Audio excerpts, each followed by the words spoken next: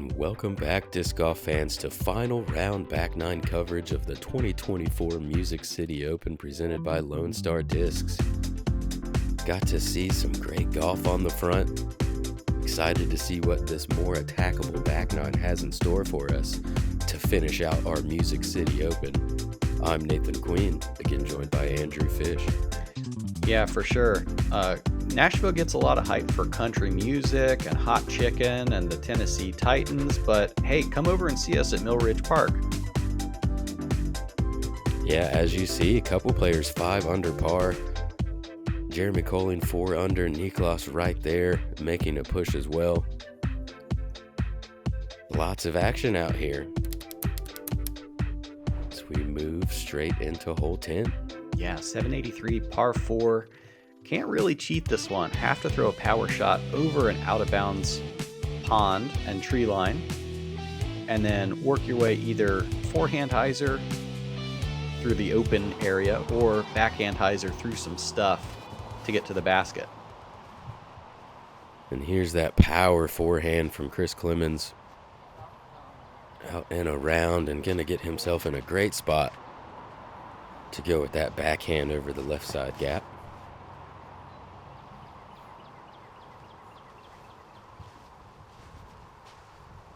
Oh yeah, and it seems like there might be some wind help on that shot. I didn't see which way the flags were going, but that sure picked up and went off to the left a good bit. They look pretty taily.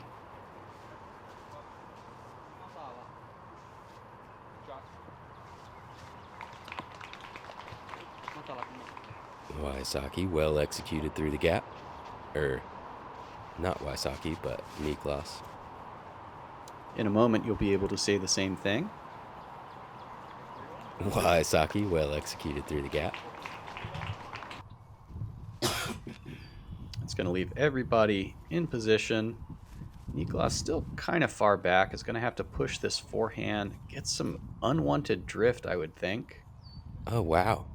Yeah, definitely didn't want that to drift off to the left like that, but continues flight. He'll have pushed long left of the pin, I believe.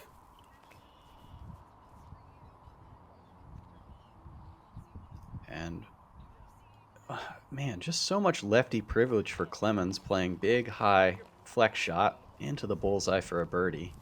Yeah, I wasn't sure he got that one wide enough to go around, but misses the branches and gets up there for the tap-in birdie. Wysocki looking to do the same. And the tailwind off the tee, now sort of a crosswind, seems to be helping these forehands. And Koling out there, edge of circle, mid-circle 2 looks like. Yeah, didn't quite get the nose up on that one for it to move back right, as Niklas tagging some more chains from deep. Gonna end up with the par. Koling with the spin in. Yeah, online. The whole flight, gobble gobble. We'll take a look at that one again. Yeah, just getting its way back to the left at the end for a center hit.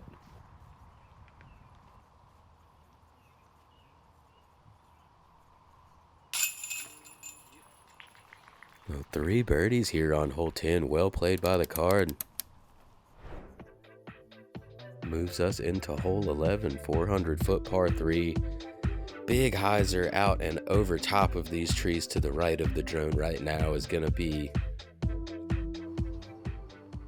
best play. If you get just over top of this first tree line, well, Chris going, I think he pulled that one a little bit. It's kind of a lefty flex line. Pretty difficult to hit. But I think that's what Chris was going for. Jermey Koling. No one likes it because it hit the tree. Yep, it did indeed hit the trees on the front side of the green. Yeah, I don't think as wide as you would like it to be able to go around those. This looks wider here from Ricky, and a similar spot to yesterday. He's going to push long of the pin.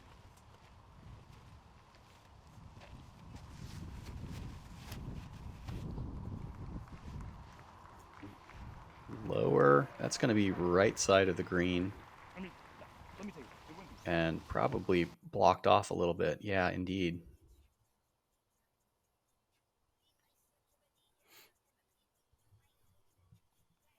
Able to just pitch up and down for his par. Something you'll see pretty often on this hole, as Chris, after not making it over that original tree line, gonna have 2 upshots and end up with the bogey. Koling trying to score from deep again. Hits the band, and Wysocki going to airball off to the left side. So no birdies today on hole 11.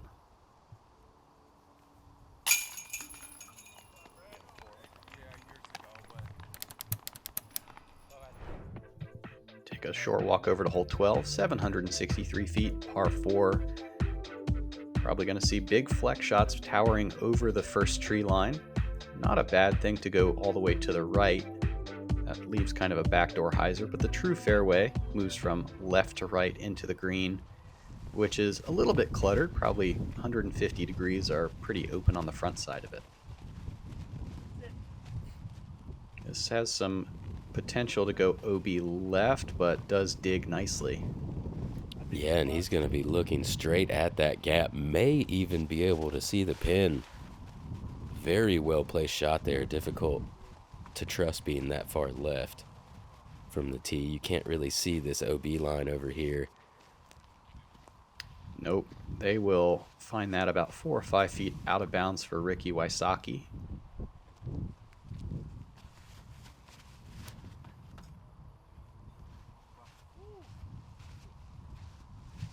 Niklas catching a good bit more drift off to the right. But still finishing. He's going to have a decision whether to go left or over top to the right there. And the wind changed, looks like, for Chris Clemons. He is able to fight out of that with the overstable disc, but pretty far back.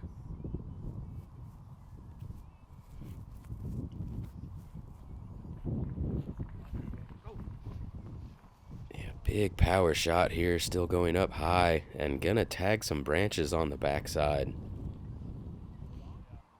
Pretty thick in there. We'll see if he's able to get out or not.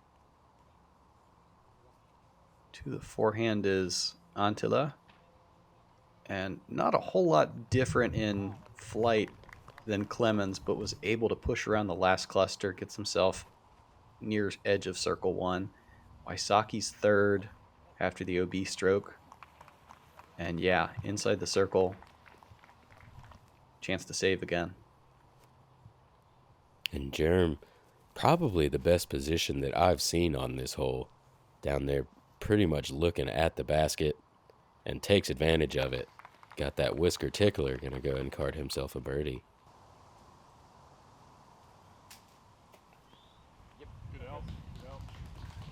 Clemons having to work pretty hard on the last couple holes.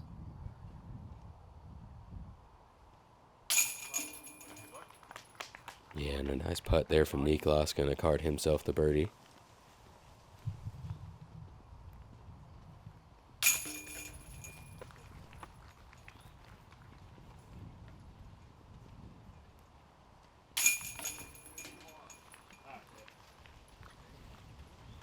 Beth at 69. I just told myself, you just got to will this one in there. Whatever you have, just will it in there. This man is unbelievable. This is what athletes live for. This is the moment. Got a good thing coming, and it's all I need. Everything I wanted is in front of me. It's a good.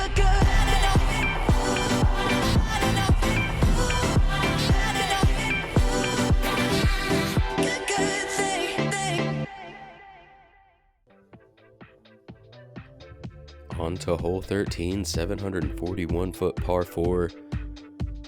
Kind of almost dogleg left that pinches down OB very tightly here at this the mouth of the gap.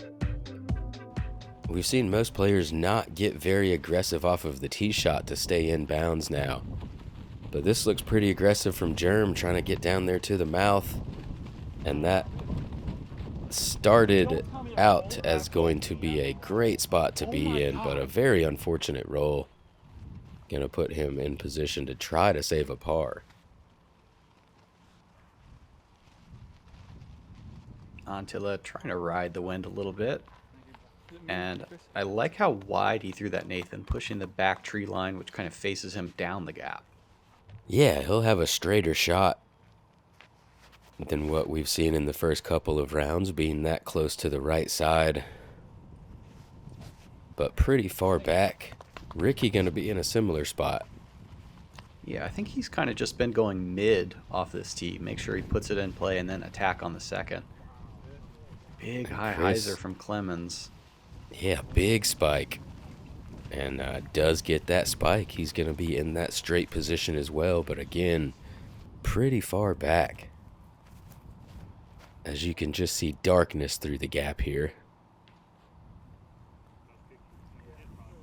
And Ricky doesn't really pay for his yank. He's going to be down there probably in long jump putt range. Not to make, but to approach.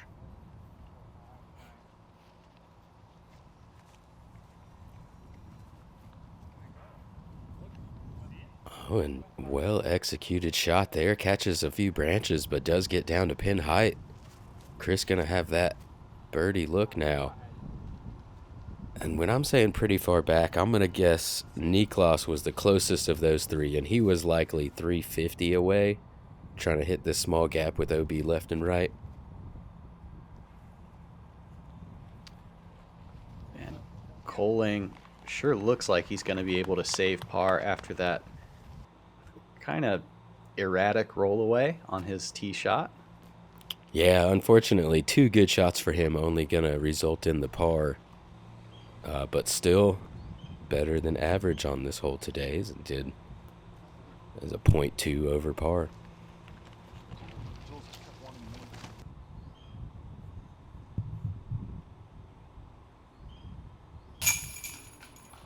Ricky will convert after the jump putt ran a little bit long. Clemons from the woods right up against the OB line. Tricky little 18-footer. Oh, and just enough aggravating him there. He's going to end up missing just a bit low. Hole 14, shortest hole on the course at 294. It's a gap shot that wants a flex. Koling going to play the forehand roller. Don't know that I've seen this from anybody else. And OB left and right. And Jerm is still talking to his disc and the course and maybe some other people too. yeah, probably trying to figure out why there's a stump in the middle of the fairway, but I don't expect they expected rollers to be thrown. At least those trees are gone, in my opinion. Yeah, there's some rocks up there as well. I feel like if you throw the forehand roller, all you can do is put it on the right angle and then have some hope and good fortune on the end of it. Clemons pretty close to the ideal shot, but tags the late trees.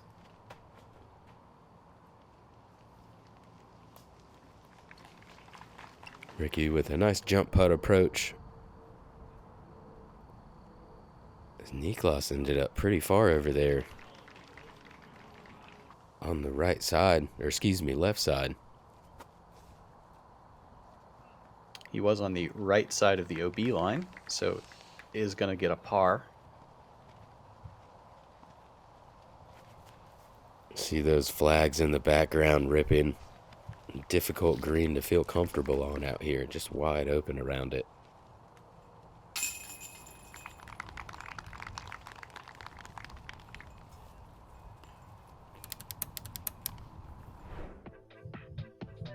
On to hole 15, 1,129 foot par 5.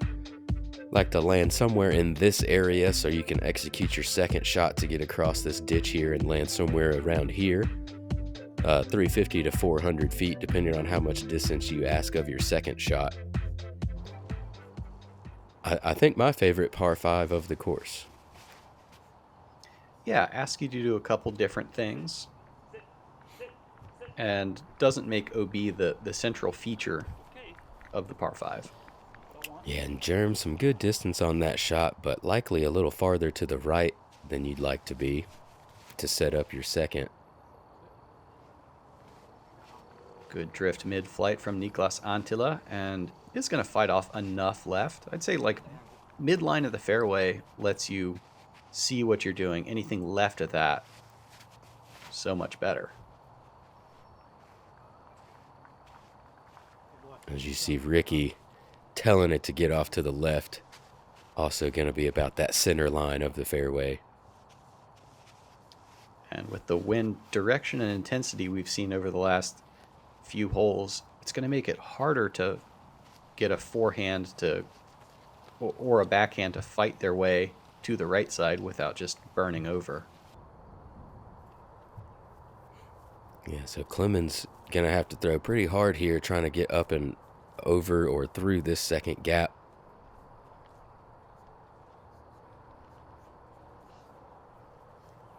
And doesn't look like he quite got far enough to move across that gap. No, I think he kind of got tangled up. Low driven drifting shot for Anttila, and can't do it a whole lot better, Nathan. Yeah, great shot there, making sure he got it out wide enough before it got the drift to the right.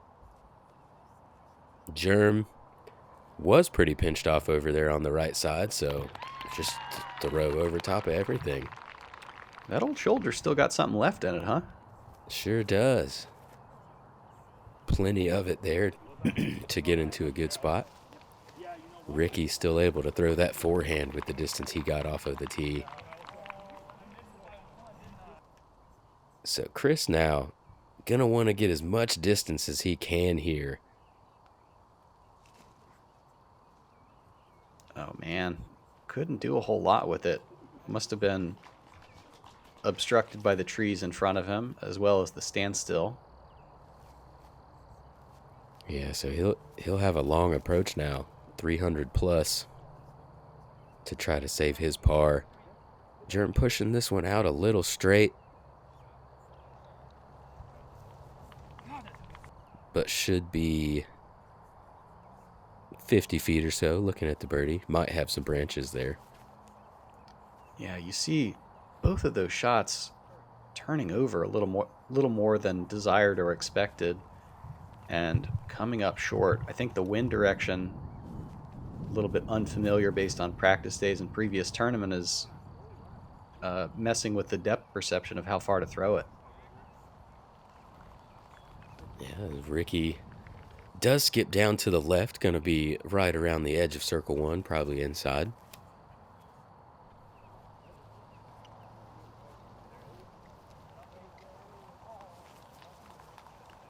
And inside the circle for Anttila, but perhaps obstructed in the woods. We'll see in a moment. And not much of a chance for a run there from Chris, going to end up carting the bogey. Jerm with the low ceiling look, but very difficult. Gets the height on it, just a little off to the right.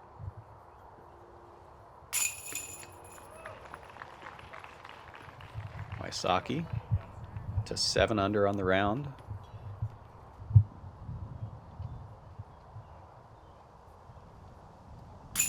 Niklas to match the birdie, gets himself 5 under. Sounded like a rare reaction from Niklas after that he was a little surprised at the putt.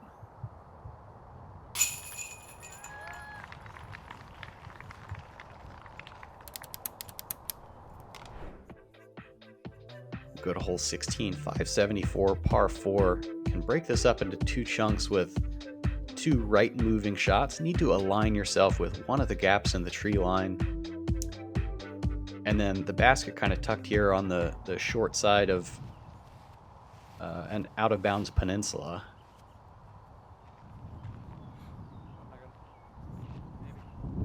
And looked a bit inside from Niklas, but gets a pretty straight skip, and he's going to be in good position. Much wider for Rick.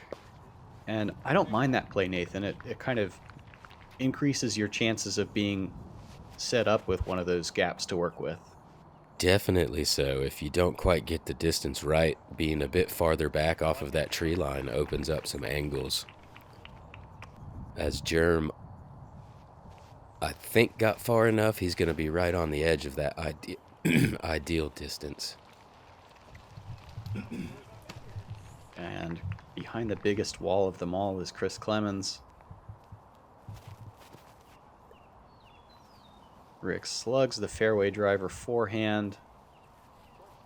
And leaning against the out-of-bounds line, that was nearly a bad unforced error. Yeah, just enough on that to stay in bounds. Jerm right on the edge of that correct spot to be and executes that next forehand nicely. He's going to be right there for a birdie as we take another look. Yeah, able to go with just the one angle forehand there. Really keeps the wind less in play when you're not lifting it to flat. It's just got the one flight plate to deal with. Yeah, absolutely. Reduce your variables. Clemons just going to concede his second shot with a little chip. And Niklas in the ideal spot. Getting a pretty big wind lift, but going to stay in bounds inside circle one.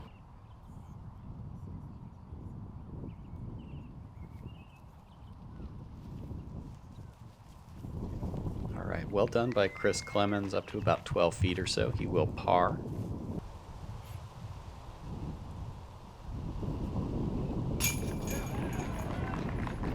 Ricky on point on the green today. Back-to-back birdies now moves him 8 under par.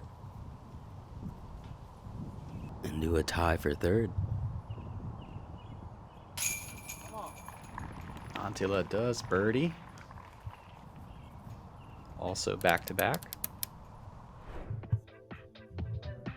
Moves us on to hole 17, 972-foot par 5 that we learned during the first round does have an opportunity for eagle chances if you get a good enough drive.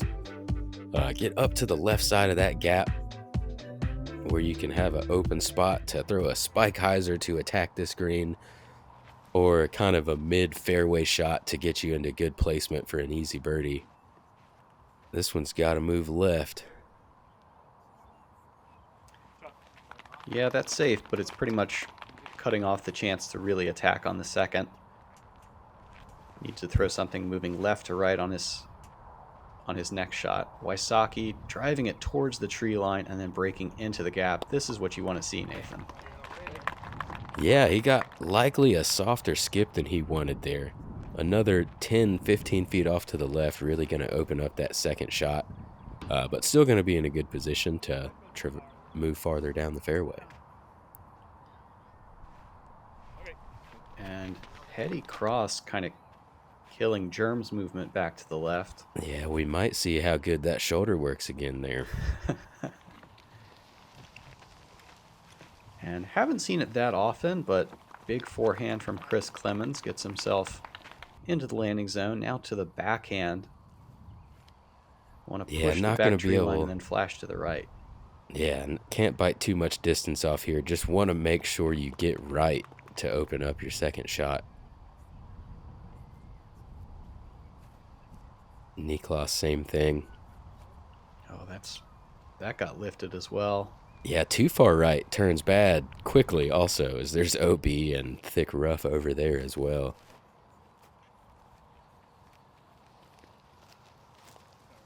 Yeah, great controlled shot there from Ricky, not looking for too much distance. Puts himself looking at the pin, maybe 300 or so left.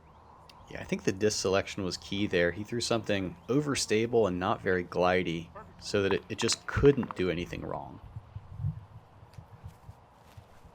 And Jerm executes the spike forehand nicely. Spike forehand of the other flavor from Chris Clemons. Goes over the OB Peninsula nicely to an opportunity to still birdie. Forehand from Anttila out there about pin high, 28 feet.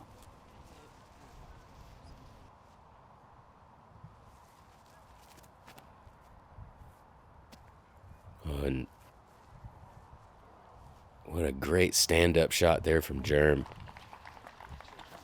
And it to push straight for most of the flight. Gonna be there looking for a birdie as well.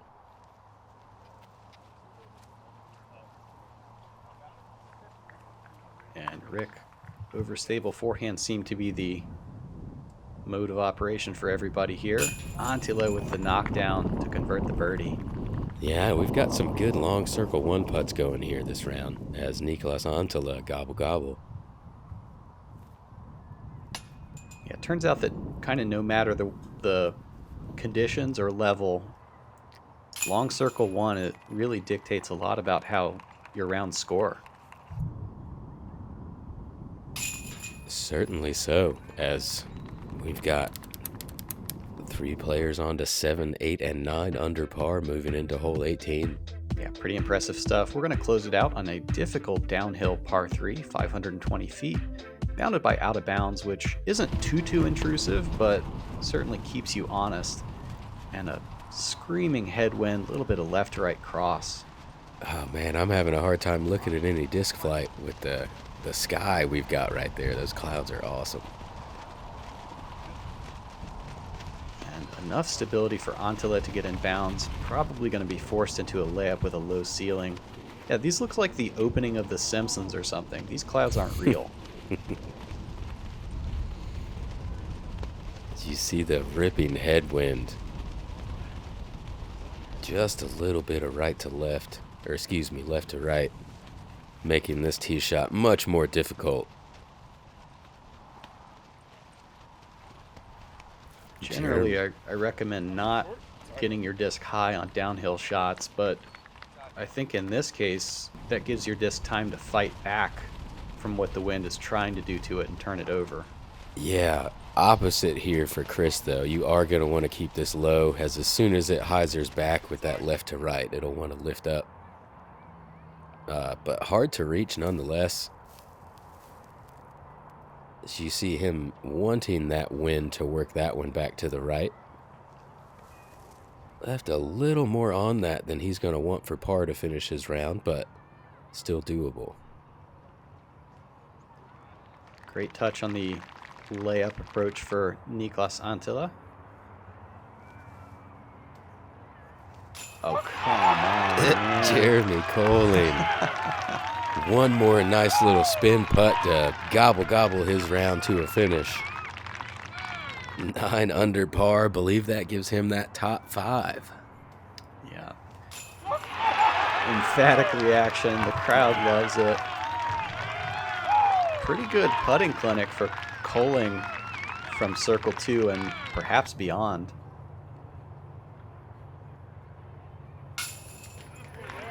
And there we go. Ricky Wysocki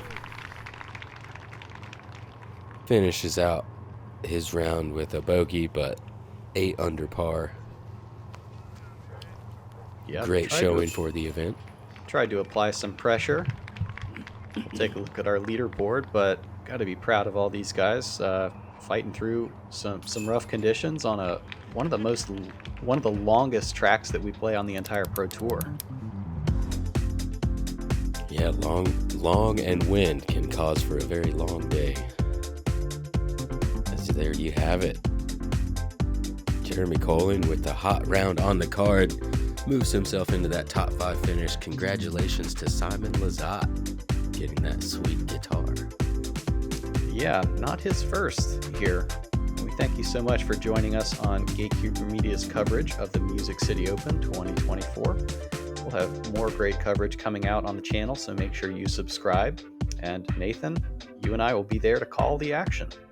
Certainly we will. For Andrew Fish, I'm Nathan Queen. We'll see you guys out there.